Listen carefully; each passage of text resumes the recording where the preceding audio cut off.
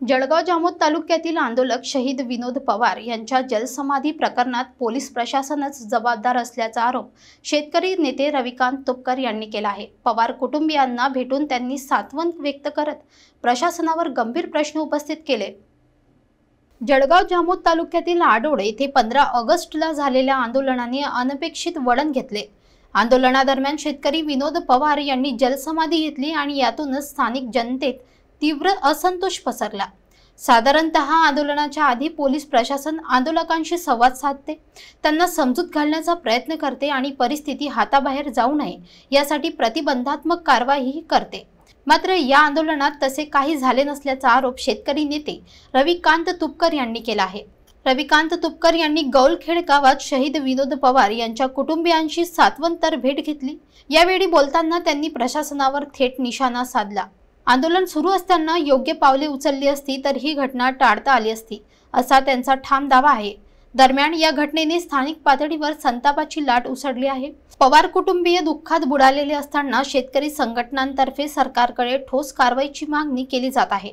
Police प्रशासन आणि संबंधित विभागाने या घटनेवर कोणती भूमिका घेतली जाणार याकडे सर्वांचे लक्ष लागले आहे। जिगाव प्रकल्प अंतर्गत येणाऱ्या आडोळखुर्द गावामध्ये गावठाणचा रस्ता मिळाला पाहिजे या मागणीसाठी शहीद विनोद पवार यांच्या नेतृत्वाखाली 15 ऑगस्टला आंदोलन झालं आणि त्यांनी 1 महिन्यापूर्वी जलसमाधीचा इशारा दिला होता आणि पोलीस प्रशासन आणि जिगाव प्रकल्पाचे अधिकारी उपस्थित असताना त्यांनी सगळ्यांच्या समोर जलसमाधी घेऊन ते शहीद झाले, तरी सुद्धा पोलिसांनी अडवलं नाही किंवा जिगावच्या कोणत्या अधिकाऱ्यांनी त्यांना अडवलं नाही। हा निव्वळ जिगाव प्रकल्पग्रस्तांचा आणि पोलीस अधिकाऱ्यांचा हलगर्जीपणा आहे। कुठल्याही आंदोलनकर्त्यांनी जर एखादा इशारा दिला तर त्याला त्याच्यापासून रोखणे त्या आंदोलनकर्त्याला आणि प्रशासनासोबत बैठक लावून त्यांच्या प्रश्नावर मार्ग काढणे हा खरं तर प्रशासनाचं कर्तव्य असतं। पण दुर्दैवाने प्रशासनाने याच्यात कुठलीही कारवाईची भूमिका घेतली नाही आणि शहीद विनोद पवार हे त्या ठिकाणी शहीद झालेले आहेत। बातम्या येताना मीडियामध्ये अशा आल्या की त्यांनी जलसमाधी घेतली, अमुक झालं, परंतु विनोद पवार हे लढाऊ सामाजिक कार्यकर्ते होते आणि ते सर्वसामान्य नागरिकांच्या प्रश्नासाठी शहीद झालेले आहेत।